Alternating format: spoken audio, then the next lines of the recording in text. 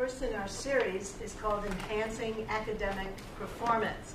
And it's very important to be looking at the entire academic performance, because when you look at yourself as a system, as having several functions as a student, you get a general overview. And the goals of enhanced academic performance are many. Frequently, students who come as high school students or transfer students or move from undergrad to grad don't realize the increased complexity that they have to deal with. And so when we look at enhancing performance, we've got goals because we want you to complete your assignments, improve your test scores, get the great GPA you deserve, actually graduate, avoid things like academic probation, and in the long run, achieve the professional and personal goals that you're after. When we talk about academic performance, we're really talking about a peak performance. We want you to be able to enter a situation and perform on demand with lots of pressure and time commitments, lots of competition, be able to work with speed and accuracy, and not feel crazy. So that's the goal of peak performance. And like athletes, musicians, and other entertainers, it requires a systematic view, an approach that looks at why things happen and how they happen. Now, sometimes when you succeed, you think it's all you. I'm smart and I worked hard. Sometimes you think, oh, you know, this is an easy place, easy class, easy professor, I'm just lucky. And sometimes you blame it on the task. You say, oh, well, I'm great at math, the task is easy. And what happens is you have to look at it that the performance resides within you, not because you're lucky, but because you're competent. And that competence brings confidence. And so if we're looking at the components of success, it includes all of the things we just mentioned. First, it includes looking deeply within yourself to see what your strengths are, what your vulnerabilities are that present barriers, and how your mind works. That's the name of my company, Managing Your Mind. We want you to focus on how you think, when you think, where you think, and what the results of that are. The next aspect is the task.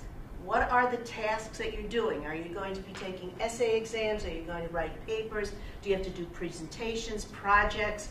What kind of questions and assignments do you have? And frequently, people don't do well because they don't understand what they have to do. And the last one is the setting, especially for undergraduates who have not really understood how they work best. Maybe their learning came easy when they were in high school. You have to understand what setting is best.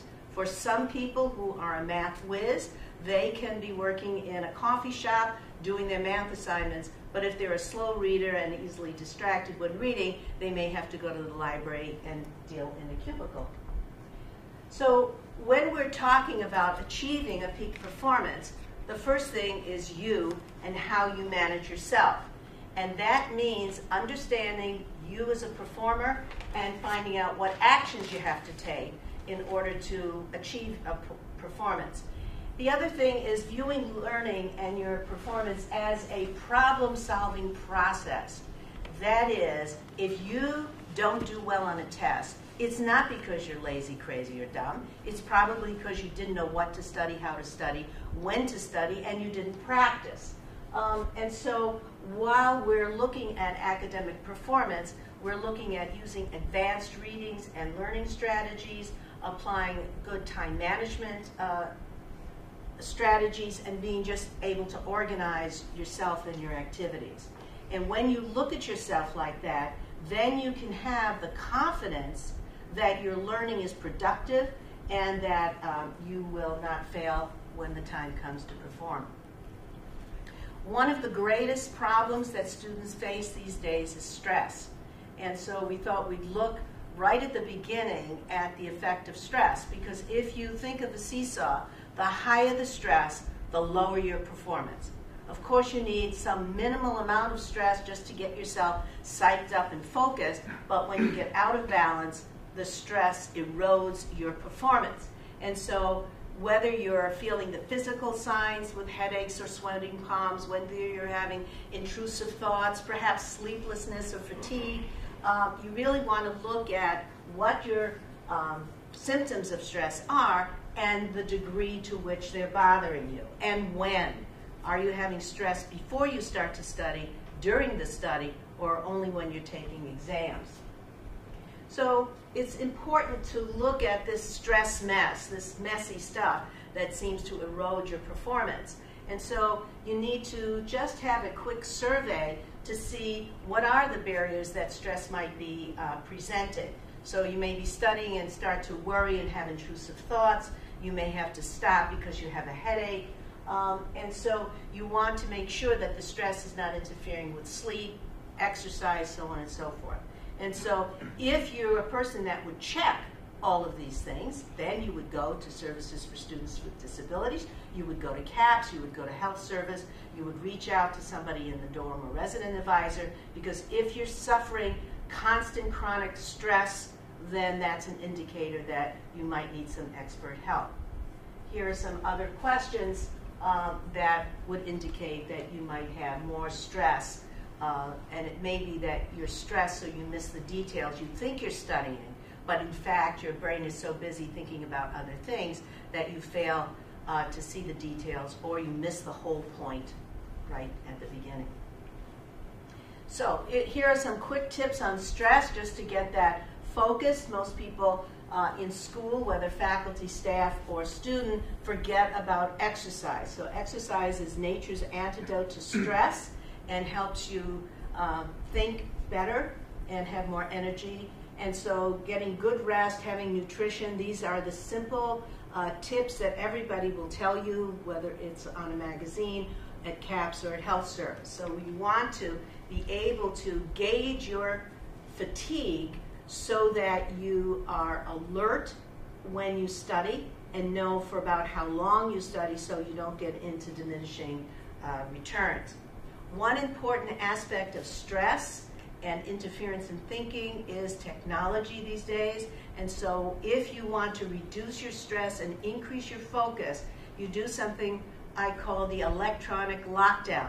That is for 20 minutes or 30 minutes, 40 minutes if you can handle it. You shut down the phone, the TV, the computer, and you have the conditions that are conducive to really studying complex material. Another kind of thing that will reduce stress is going to office hours, since frequently indecision, not understanding what your assignments are, not understanding what the criteria is, leads to stress. Whereas if you go to office hours with a question that you might address, or an outline of a paper, or a reading, you will get the kind of certainty you need, and then you can focus on what it is you want to learn or need to learn, rather than worrying if you're going to have what you need. So it's very important for students just to have a general idea of the way their brains work, because frequently people have a particular skill. You might have a verbal skill, you're great in reading, vocabulary, and you really can connect the dots, everything seems really good.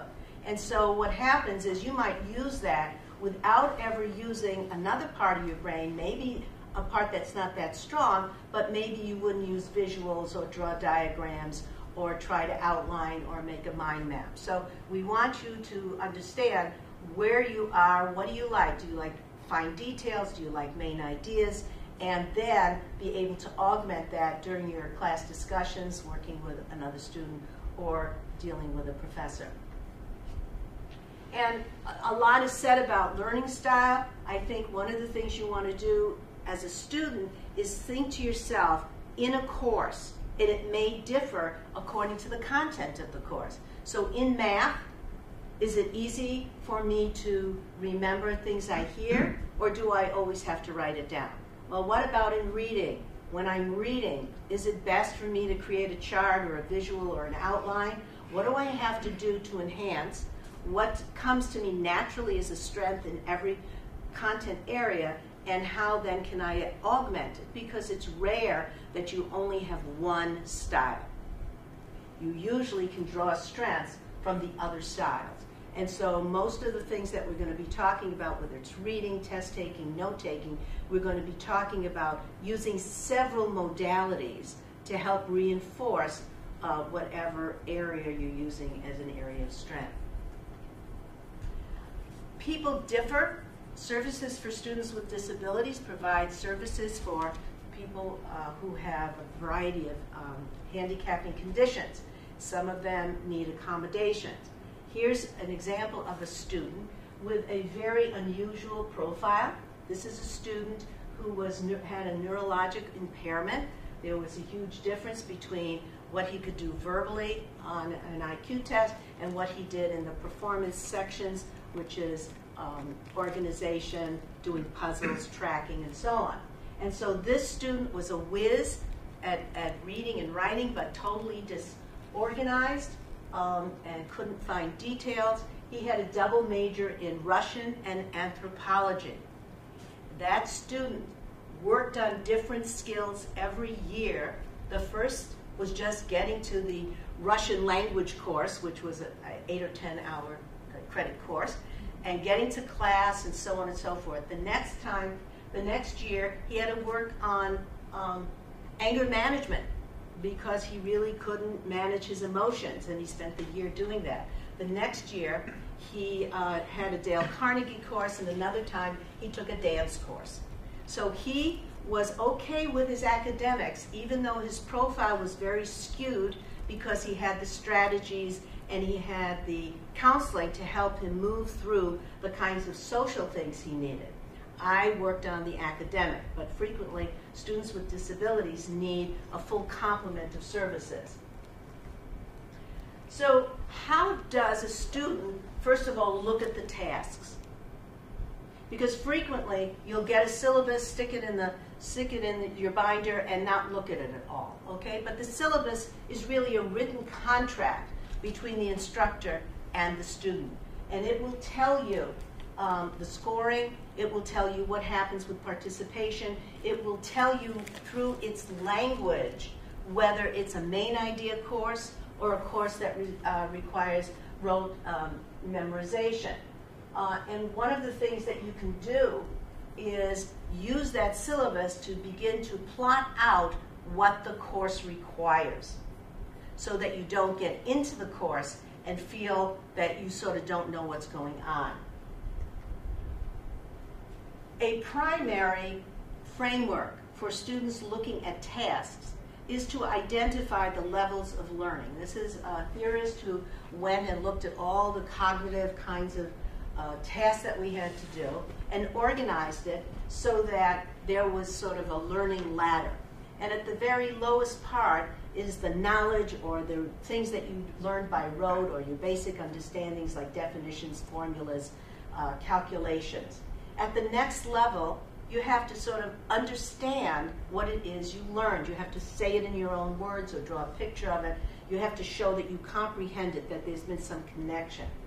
The next part is that you have to apply what you've learned. So in the case of story problems, you've learned sight vocabulary, you've learned comprehension, but you have to put that all together.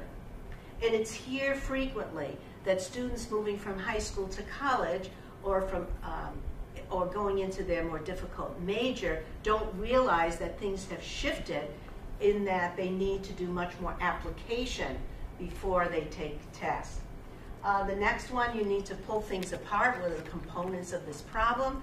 The next one, you have to synthesize and put things together into a whole, maybe looking at several theorists that represent a particular field. And the last one is evaluation, where you would be doing critical analysis or maybe doing something creative, coming up with a new topic of study. Each of these can be associated with a grade, so that in elementary school at the very beginning, you wouldn't be getting C's, you'd be getting A's if you learned those multiplication tables and that sight vocabulary. But as you move into the college level, except in a pure science course. If you're just doing rote memory, you're not going to be getting the B's or better that you would like to have. Each of these levels can be associated with a particular type of question. So when you're asking what is the definition of something, you're down at the knowledge level. But if you're looking at what are the components of a particular historical movement, then you would be higher up on the level. Now, what you want to do is take this kind of framework and compare it to the syllabus. And you will be able to define and describe what it is the teacher wants. And when you have to write a paper, you can decide what level am I going to be dealing with. You can check yourself that you have the basic information. What is the definition of what I'm talking about? What does this mean in my own words? And here's an example or an application of it. So this is a critical kind of thing that helps you navigate through different courses, work with a coach or a counselor, discuss with your teacher. You don't have to bring this with you, but this gives you a guideline when you're in study hall or a study session. You could ask, which question would be better to address in this particular paper? Am I going to be comparing and contrasting, or am I going to be defining and discussing? This tends to reduce stress. Once you understand the task, your stress is reduced, your attention is enhanced, and you can become a more efficient learner. Here's an example of what a person could do. This is from a nursing student who was taking human growth and development, and it was a overview course in which you're looking at how children develop into adulthood. And if you look at the course description, we pick out critical items in there and perhaps see if we can put it on a chart so that we can see what the big ideas are of the class. And so definitely you're going to be going through infant, child, teen, maybe adult, and what this course wants you to look at are the physical, the cognitive, and the psychosocial aspects. Once that happened, then you've got the overview, and regardless of what chapter or lecture you're dealing with, you have a way of focusing and understanding, oh, I'm dealing with the psychosocial development of teens. In addition, once you start reading, if you have a massive amount of reading and tend to get lost in how many references and designs, you may stop looking for the main ideas. And so what you want to do is convert into a chart some of the critical things from the outline or from the lecture or from the textbook, and make a chart that says, okay, these people are new to me. I don't know how Maslow is different from Skinner, different from somebody else. And so the critical thing for a new learner is just to say, what is the main idea of this theorist? What is an example? When, where, what happened? And so just doing that after reading or when reviewing for a test allows somebody to get a complete overview of what's going on. It gives the person control, it gives them confidence, it reduces stress, and it focuses attention on the main ideas. If you have the main ideas of a course, you will probably get a C. The next thing is managing the setting. And so one of the things you have to do, again, is decide where and when and how much time you can use to study each course. For some people with a low frustration tolerance, short attention span, tired, stressed, the shorter the amount of time that you really focus on learning, the better. The more distraction-free it is, the better. If you're a person that can't stand having things totally quiet, then get a noise canceller or wind machine or something, some white noise that allows you to keep your focus, because some people don't like it when it's too quiet. You also might arrange for study groups, because many people study best or learn best when they're interacting. You just want to make sure that if there is a study group, everybody comes in with one or two questions that are answered. You have a time setting. If people don't come prepared, you give them 1 or 2 opportunities, and then the rules of the group are that you have to not come. Many students, very bright students, very accomplished students who start to run into trouble do not seek counseling, or if they do not ask for a tutor until it's almost the end. So early identification of what in your general setting here, general environment is available. So one reason for services for students with disabilities to offer a seminar series like this is to alert you that they exist. There are people on the staff like Virginia Grova and Stuart who will help you find resources or provide the kinds of accommodations or extra tutoring that you need. So if we're looking at the performance puzzle, how we get to a peak performance, we're going to be addressing those in other lectures. We're going to be looking at time management. We're going to look at test taking, advanced reading skills. Within that, how to deal with your stress, and really how to focus your attention and learning on the critical aspects that you need to. And so if we were looking at an expanded set of puzzle pieces, then these are some of the things that you might attempt to fix, either at health service, CAPS, services with students with disabilities, or other counselors. Here we have an idea of how students differ. Just looking at your grade point average may not tell the story. And so for instructors, professors, students, and graduate assistants, sometimes we have to dig a little deeper to look at a person's scores. In one student who has a 3.8, when doing this Lassie assessment, this is Learning and Study Skills Inventory, which is a very neat assessment that we administer. Students evaluate themselves in terms of how they're dealing with anxiety, what their general attitude is, how well their concentration is functioning, whether they feel they process information, do they test themselves before taking a test, do they get the main idea, do they use study aids, how's their time management and their test taking. And so they rank themselves. And on this graphic, we've put down anxiety as being one critical factor that you look at. So you have to ask yourself, if you're trying to be your own coach, what is my anxiety level, okay? And if you're not managing your anxiety and you give yourself a 1 or a 20th percentile or 30th, but your grades are high, we've still got to look at that because you're paying a very high price.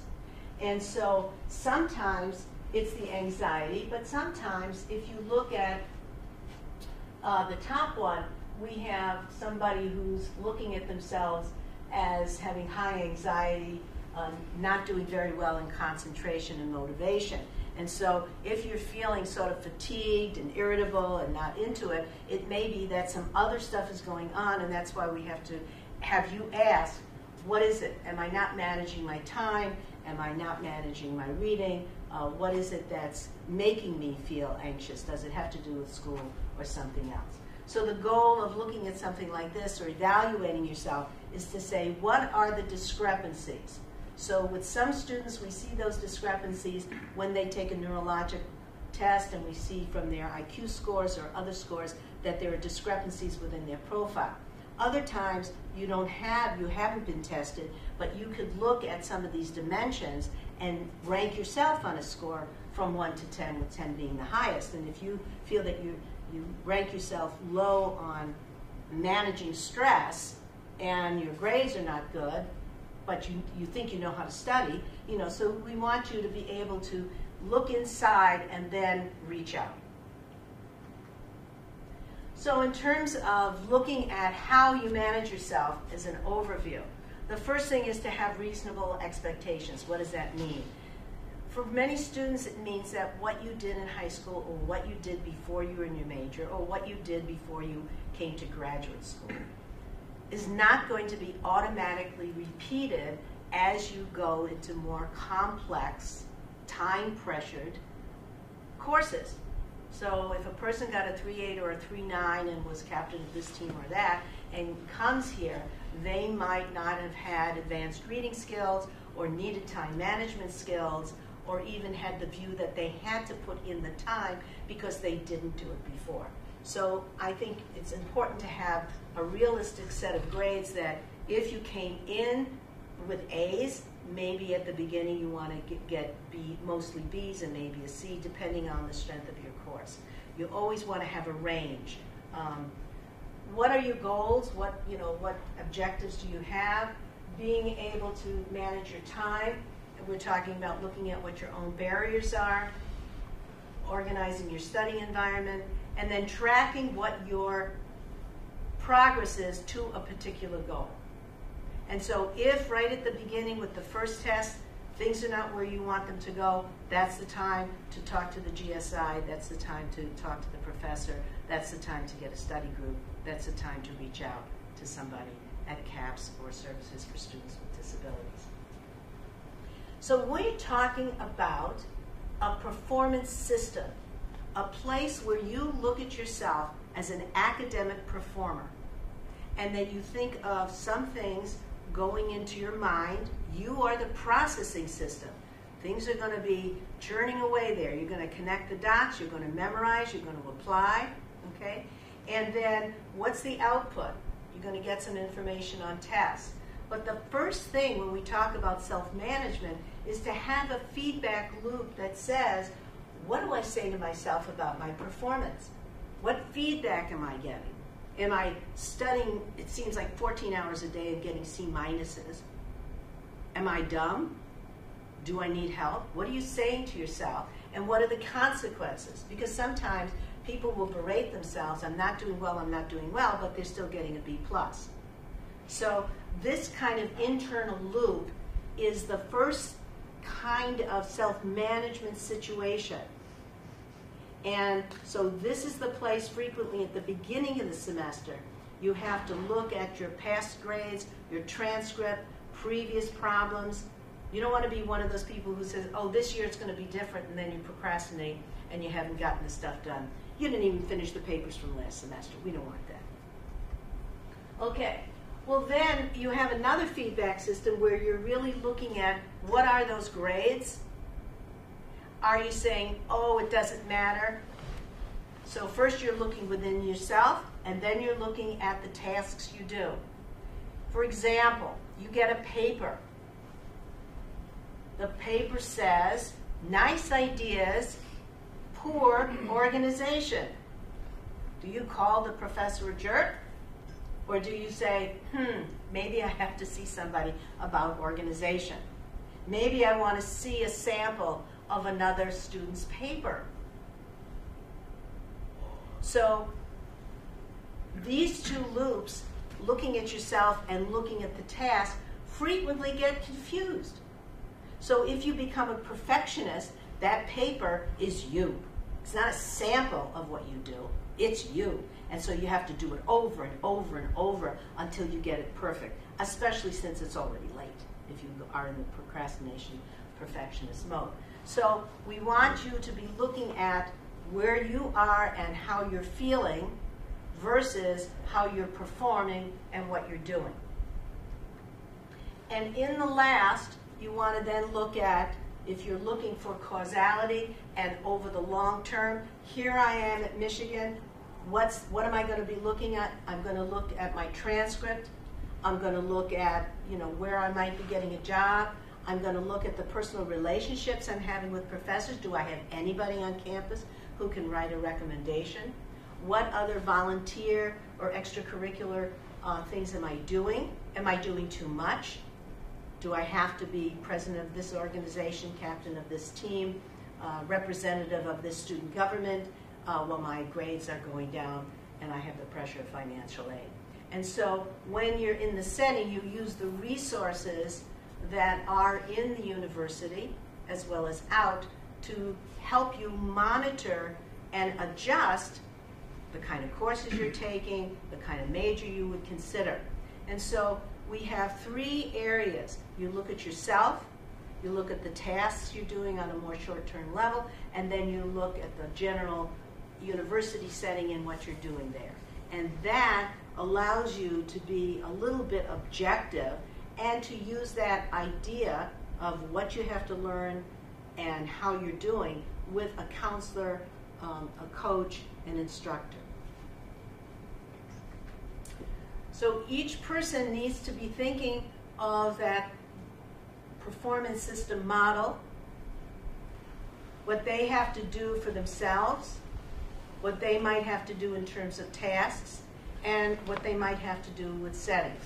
So for a person who is not great at reading, maybe they have to get some help in reading.